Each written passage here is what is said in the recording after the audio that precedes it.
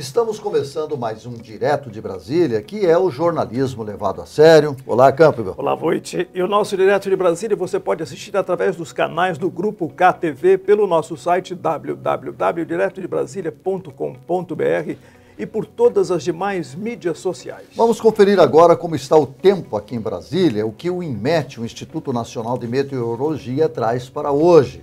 Tempo nublado, previsão de chuvas isoladas durante todo o período. A temperatura mínima foi de 19 graus e a máxima fica em torno de 25 graus. A umidade do ar varia de 65% a 95%.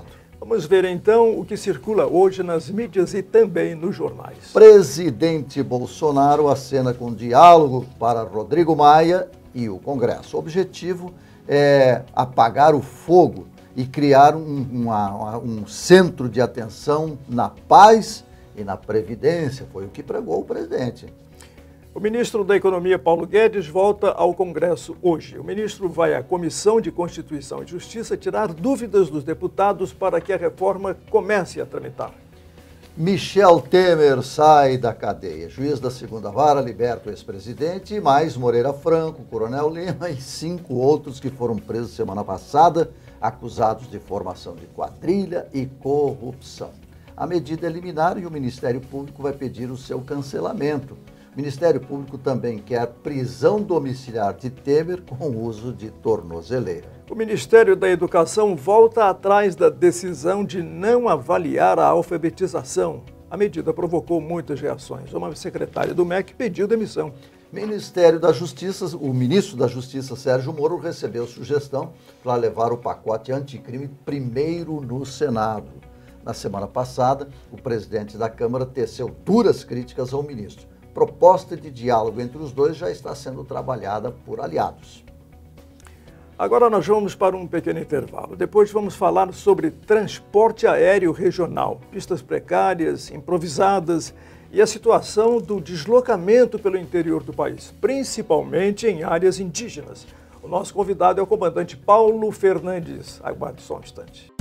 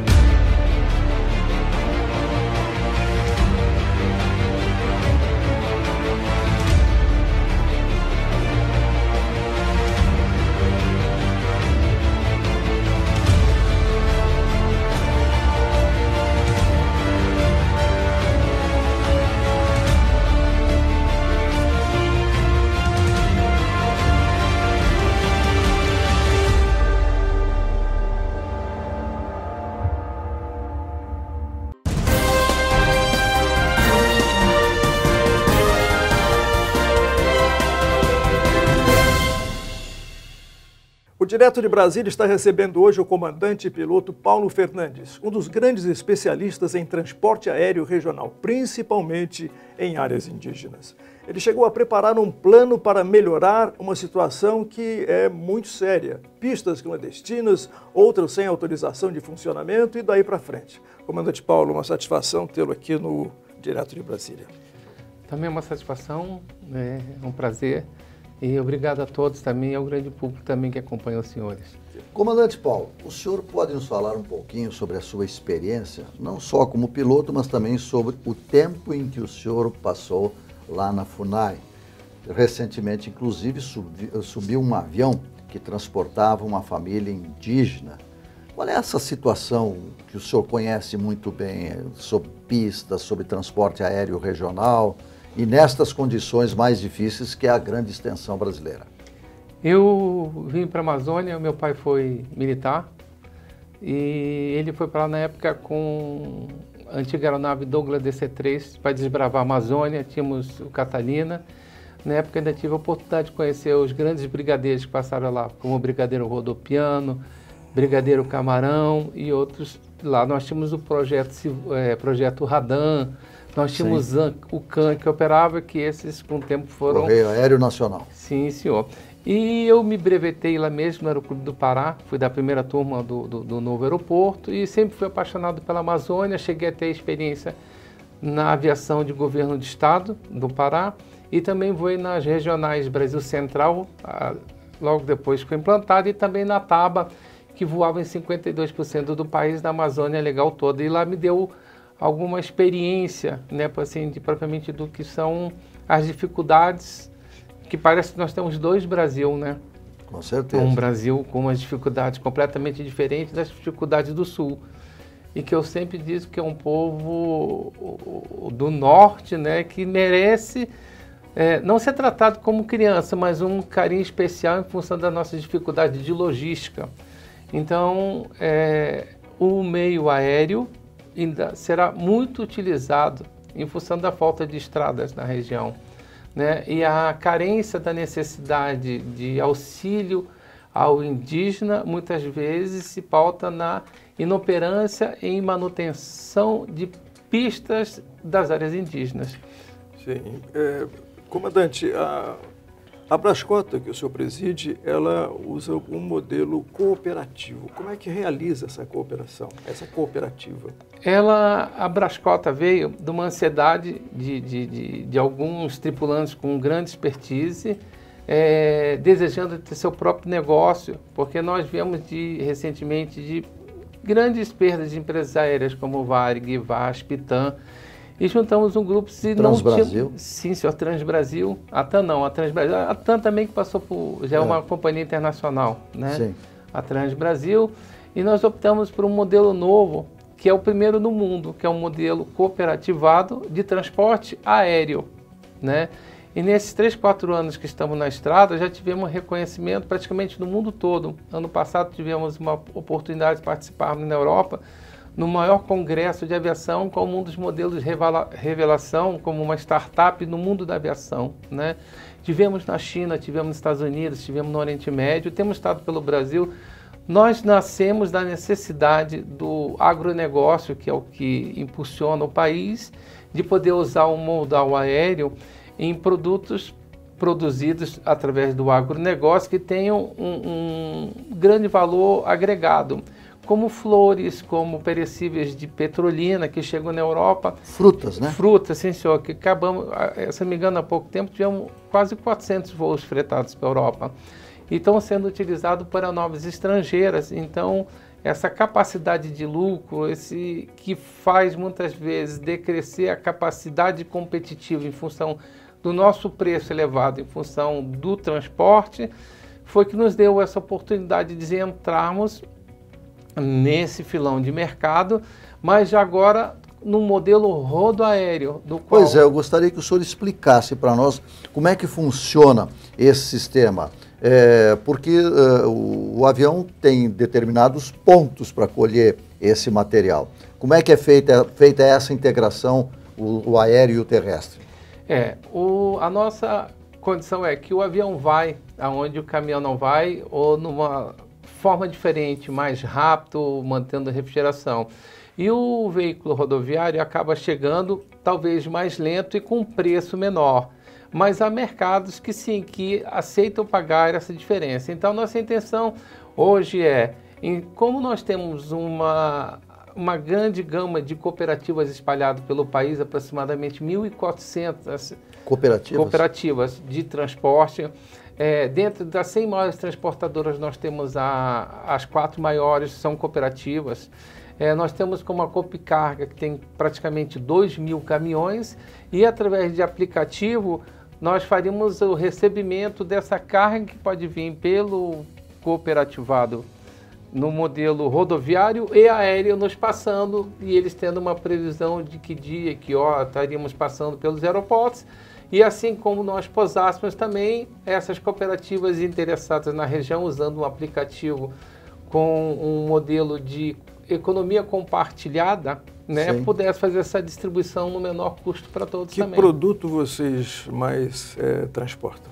Nós estamos na fase pré-operacional, temos aeronaves e nós estamos em Brasília hoje. A nossa intenção seria mostrar que um modelo proposto pela iniciativa privada para o Correios não é o melhor através da composição da Azul, com a Azul Linhas Aéreas, né? Porque do qual, no nosso ponto de vista, o Correios, apesar de ser monopólio, ainda é uma instituição de fator de integração nacional, sim, do qual a gente não acredita que o modelo privado, como a Azul, que tem capital estrangeiro, com os chineses e outros, teriam interesse em chegar nessas regiões longínquas, como fosse da Amazônia, né? Então, nós vamos fazer uma apresentação, uma exposição do nosso modelo de negócio. Sim, qual é a sua proposta? Qual é a proposta que vocês estão trazendo para o governo? Vocês entram com aeronave? Sim, como é que é? Sim. O Correio continua com a sua capilaridade, sim, que não tem como, de trazer até o centro de distribuição. A partir do centro de distribuição, um modelo de cooperativa rodoviária levaria até o aeroporto, nós levaríamos de A para B e de B até novamente o centro de distribuição seria novamente por cooperativa rodoviária. E nós apresentamos um modelo do qual, sim, nós conseguimos chegar a 33% a 35% do preço praticado hoje, porque os cooperados não são funcionários, nós não temos encargos trabalhistas, nós cometemos o ato intercooperativo entre cooperativas, o que diminui tributação. O nosso modelo de ICMS de combustível, que no estado de São Paulo estava 25%, do qual 2 anos depois você desonera ficando só com 4% para o estado, esse 21% que as empresas não devolvem para o usuário, nós também não podemos ter como lucro nosso, então voltaria tudo já na dedução direta. Na verdade, nós teríamos uma condição de baixar o preço assustadoramente em cima do modelo praticado hoje e do qual nós tornaríamos em muitas situações o que leva uma empresa hoje à condição de falimentar, que é os altos encargos trabalhistas, né, numa condição diferente de poder ter competitividade e longevidade, como é em quase todas as cooperativas do país. Essa integração dessa cooperativa Brascota, ela inclui também passageiros? Sim, nós estamos nos tornando agora o transportador oficial da Fé Católica em Aparecida. O nosso modelo de negócio já chegou até o Vaticano. Né? Enquanto as empresas têm um viés para Nordeste, clima, assim, nós identificamos que dentro da Fé Católica nós temos hoje por volta de 97 festividades. Então nós chegamos a ter final de semana em Aparecida por volta de 145 mil peregrinos. Então nós temos um público de terceira idade ou com dificuldade de locomoção que necessitam um modal diferente, só que as empresas aéreas não têm a visão para esse, e nós tivemos essa visão e estamos muito bem com eles. Estamos recebendo 2 aeronaves dentro dos próximos 3, 6 meses para iniciar a operação e faríamos sim a integração quando for ter Círio de Nazaré, como Nova Trem de Santa Catarina, como as festas do Nordeste, né, Encenação de Cristo e outros mais. Então é um público diferente do que nós também nos atentamos. Inicialmente, nós seríamos desse. Na área da Amazônia, vocês integram que percentual? Precisa de muito mais modelos como esse cooperativado? Eu não consigo visualizar, porque eu vejo que as dificuldades lá de implementação de empresas e tudo mais só teria um sucesso no modelo desse, onde o próprio trabalhador tivesse parte da gestão do negócio. Sim, né? sim. Como nós estamos vendo aqui as empresas que vêm com gestão exterior, com modelos, do qual tem rotatividade muito grande, que as pessoas experientes são logo substituídas pelos mais novos, com menores salários. Eu acho que na Amazônia, hoje, não seria ainda esse modelo ser integrado. Agora, a Brascota, ela poderia ser uma espécie de serviço complementar ao dos Correios, porque o Correio enfrenta esse problema de altos custos em razão da folha de pagamento, do número de funcionários. Vocês também vão se dispor a fazer esse tipo de transporte complementar? A nossa proposta, sim, é hoje entrar já direto no modelo com o Correio, inicialmente porque o Correio tem a rede postal noturna, sim, do qual são de 12 a 17 linhas com aeronaves maiores, que são os troncos, a gente diz, depois são distribuídos para cidades menores. Né? Mas aí por via rodoviária? Por via rodoviária, muitas vezes, né? Não temos como. E a nossa proposta é continuarmos nesse modelo, do qual a gente tenha condições de, com preço mais barato, através do nosso modelo apresentado, voltar a ter o preço competitivo do que é hoje transportado pelo correio. Como eu estava conversando há pouco, esse dia eu mandei um documento pelo SEDEX do Rio para Belém, me cobraram R$105 e demorou 10 dias. Então perde a competitividade para a iniciativa privada, né? O correio está faltando, de fato, investir em gestão, em aprimoramento dos seus técnicos, mas nós não estamos vendo essa viabilidade financeira, uma liquidez no correio. Na verdade, o correio, para nós, ele está entrando numa UTI, mas tem outros interesses também, talvez fazer diminuir a atratividade do correio para poder ser privatizado, que nós estamos brigando que não, que o correio continua sendo do brasileiro. Comandante, Sim, senhor.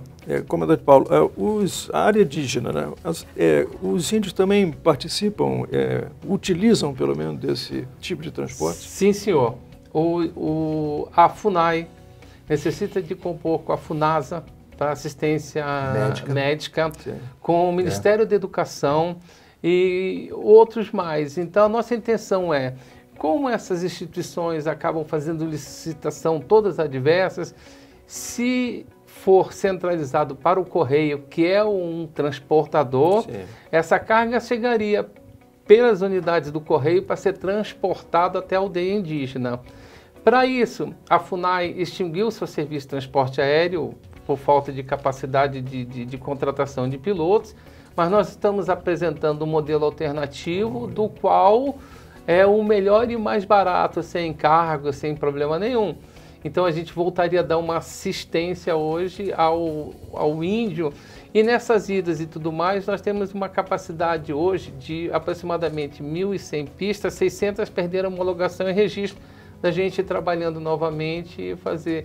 Reativar essas pistas. Sim, senhor. Na verdade, a gestão está tudo errado. Esse acidente que o senhor perguntou, eu vi que estavam vindo 7 índios para uma entrevista no INSS. Eu acredito que é muito mais que você pegar um funcionário do INSS, mandar a aldeia e fazer logo de todos, que tem de uma vez só, de ficar indo e voltando. Né? Passeio de índio. Afirmativo. Esse modelo de gestão tem que ser revisto todinho pelo Estado brasileiro. Tá certo, então. Comandante Paulo Renato, muito obrigado pela sua presença aqui. Vamos aguardar essa sua reunião aqui em Brasília, essa sua interseção com os Correios e tenho certeza também com a FUNAI e a FUNASA. E aí o senhor volta aqui para nos dizer, olha, os índios vão ser transportados, mas os médicos vão chegar lá primeiro, antes que eles saiam de lá. Afirmativo. A medicina preventiva. Sim. Não a corretiva, levar só depois que está doente, tratamos e deixamos ele lá. E é por isso que morrem milhares de índios por ano aqui no Brasil. Também por culpa de nós brancos, mas sim por falta dessa capacidade de gestão e olhar com mais carinho. FUNAI, nós estamos aqui com o comandante Paulo Renato Fernandes e vamos aguardar também que o pessoal da FUNAI venha aqui para a gente, quem sabe, harmonizar essa relação. Comandante, muito obrigado. E olha, nós vamos continuar falando sobre a questão do transporte aéreo, sobre indígena e sobre a Amazônia. O nosso convidado é Astrogildo Nodari, coronel que entende muito de Calha Norte. Nós já voltamos.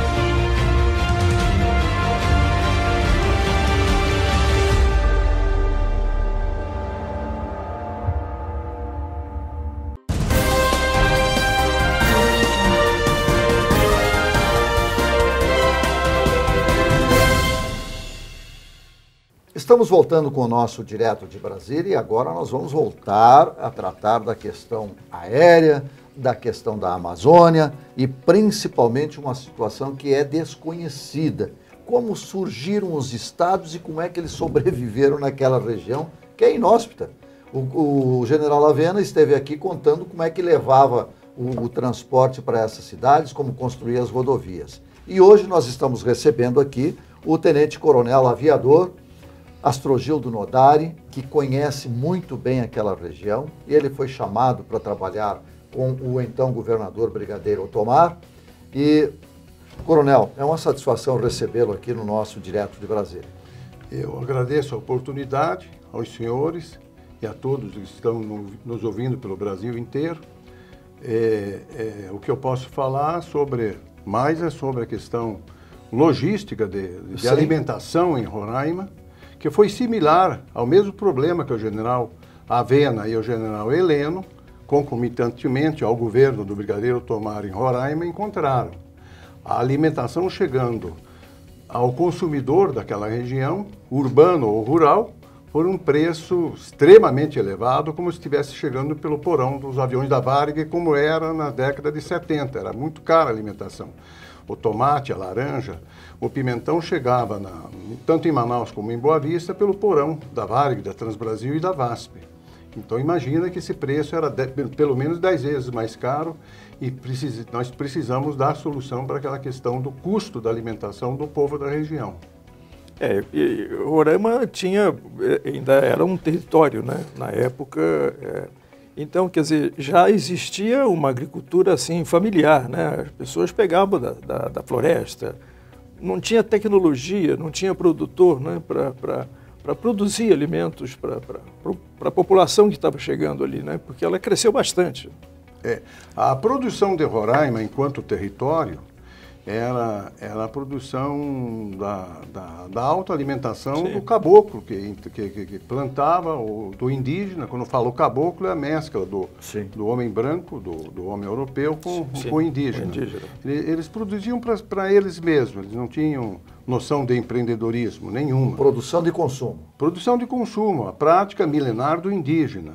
Sim. Era preciso... O Brigadeiro Otomar fez a campanha para governador com o lema de que Otomar no governo, povo de panela cheia. Aí ele ganhou as eleições e me procurou, porque ele sabe que eu sou... Isso que eu gostaria de saber. O político faz um discurso, agora como é que leva esse discurso para a prática? Como é que vocês conseguiram encher a panela do trabalhador? Foi. Ele, o governador, me chamou e disse: Nodari, você é oficial da Força Aérea, mas antes você foi filho de agricultor. Eu sou filho de colonos italianos no interior do Paraná. Como que eu vou fazer para fornecer comida para esse povo? Aí eu respondi: governador, é preciso levar empreendedores rurais para Roraima. E onde é que estão esses empreendedores rurais, Nodari? Ele disse: estão em São Paulo, Paraná, Petrolina, onde tem esses grandes empreendedores que até exportam alimento para o Brasil e para o mundo. Aí ele me liberou um avião, eu mesmo pilotava o avião, eu saí viajando por São Paulo, pelo Paraná, fui a Petrolina várias vezes, conversar com os empreendedores cooperativados, que eram descendentes da cooperativa agrícola de Cotia. Fui a Cotia e levei cooperados de Cotia, levei cooperados de Petrolina, Juazeiro Petrolina, que é o polo mais lindo que o Brasil tem de produção de hortifruti e granjeira desse país. E fui levando para Roraima para ver se eles ganhavam amor por ficar em Roraima. O governador oferecia inicialmente alimentação, oferecia combustível, oferecia terra, oferecia os tratores, né? os implementos agrícolas. E muitos agricultores ficaram, e lá estão até hoje, não são muitos. Os que ficaram não passam de 10 agricultores. Foi o suficiente para eles resolverem o abastecimento de alimentação, mas aí tinha a figura da máfia, que comprava do produtor rural e revendia para o consumidor a preço de porão da Varig. A preço de porão. E como é que vocês eliminaram isso? Criando a feira do produtor. Criando a feira do produtor e com poder de polícia. Porque na feira do produtor, se nós largássemos a feira, o mafioso forçava a comprar ele a mercadoria do produtor que vinha do interior e ele passava para o consumidor pelo preço aviltado. Assim acontecia também em Manaus. Então, nós tivemos que criar a Feira do Produtor, com forte poder de polícia, para que o produtor realmente vendesse para o consumidor a preço que satisfazia o produtor e a preço que satisfazia também o consumidor. E a situação foi regularizada e está regularizada até hoje. Se quiser, eu posso dizer como é que o general Heleno e o general Avena... Pode que foi dizer, comandante, porque, né, porque o general Heleno está aí no comando, vamos dizer, estratégico da inteligência do governo Bolsonaro. Como é que ele resolveu aquele problema lá? O general Heleno, aliado ao general Avena, e ao mesmo tempo tínhamos o brigadeiro Tomar governando Roraima, o general Heleno comandando o Comando Militar da Amazônia, o general Avena comandando a região militar, ambos no mesmo território. A Amazônia inteira era por conta deles. Eles viram que o Manauara, Sim. o homem de Manaus, pagava muito caro pela alimentação, mesmo problema que tínhamos em Roraima. Eles pegaram um helicóptero, porque o exército já tinha helicóptero lá naquela época, e foram visitar os produtores rurais pelos eixos da rodovia Manaus-Itacoatiara, a BR-174, que sai para... Construída pelo general Avena. Rodovias construídas pelo general Avena quando ele ainda tinha 2 estrelas ou ainda era coronel. Nessa época ele já era 3 estrelas, indo a 4 estrelas.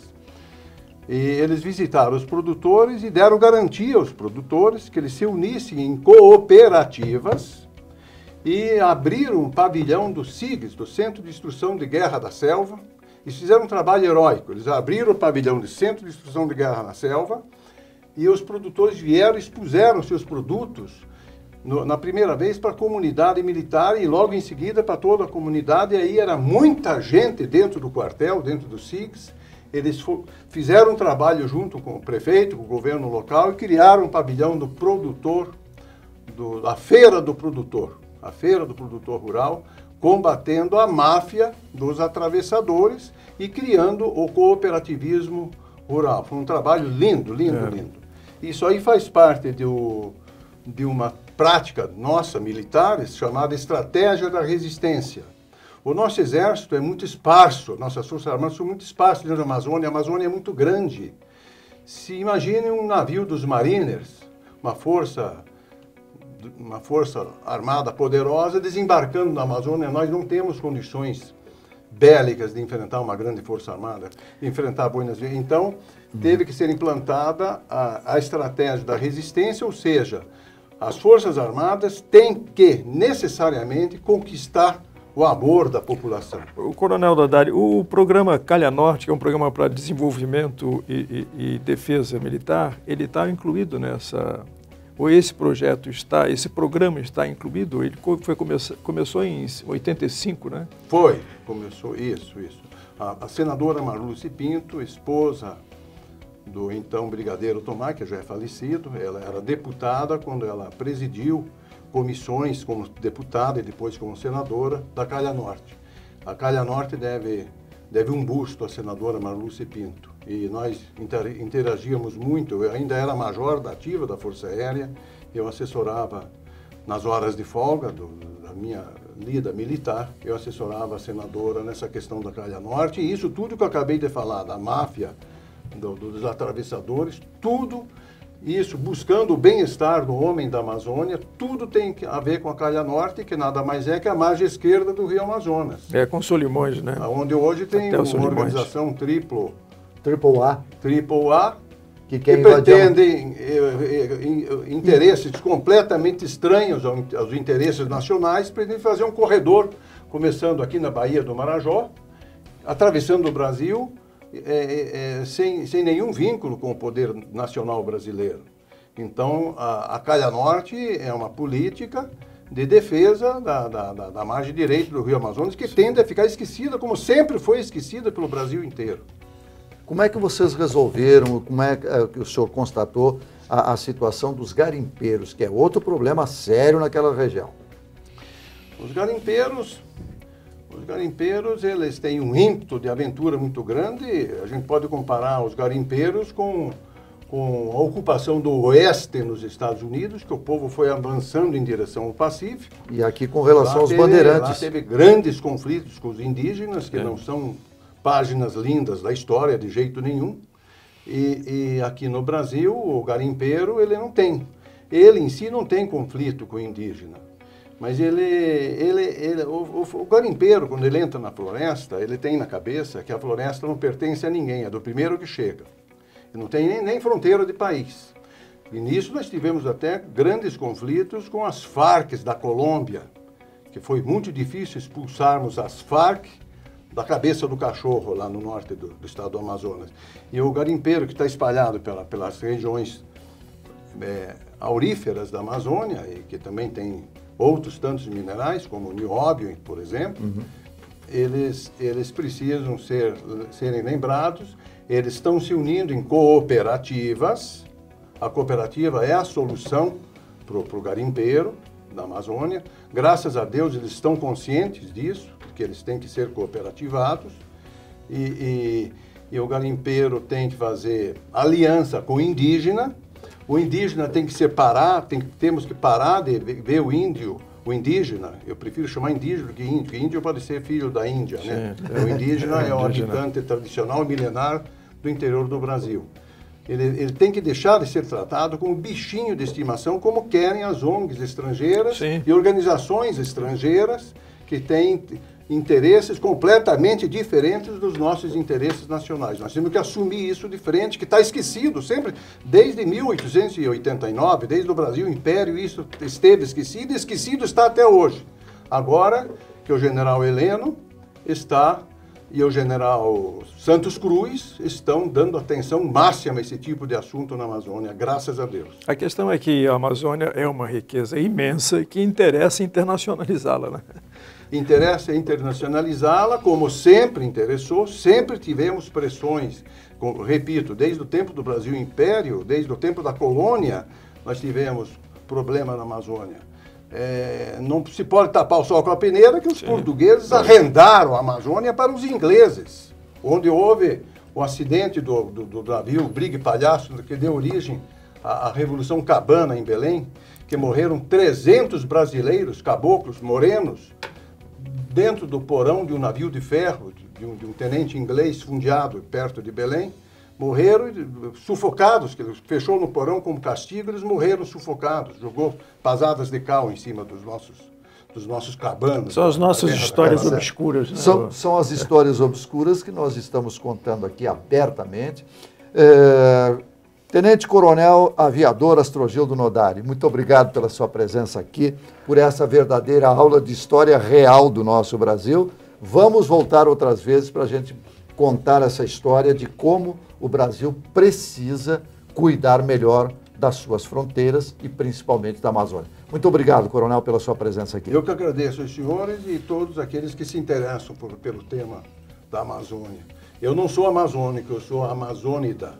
Todo brasileiro que vai para a Amazônia, assim como Paulo Fernandes, como o general Avena, o general Heleno, o brigadeiro Tomar, em memória, porque ele já faleceu, nós somos amazônidas. Amazônico é quem nasceu na Amazônia. E quem vai para a Amazônia e se integra com a Amazônia, somos nós amazônidas. E fomos recebidos por eles, os amazônicos. Tá certo. E a você que nos acompanhou aqui no nosso Direto de Brasília, muito obrigado pela sua audiência e até um próximo, se Deus quiser.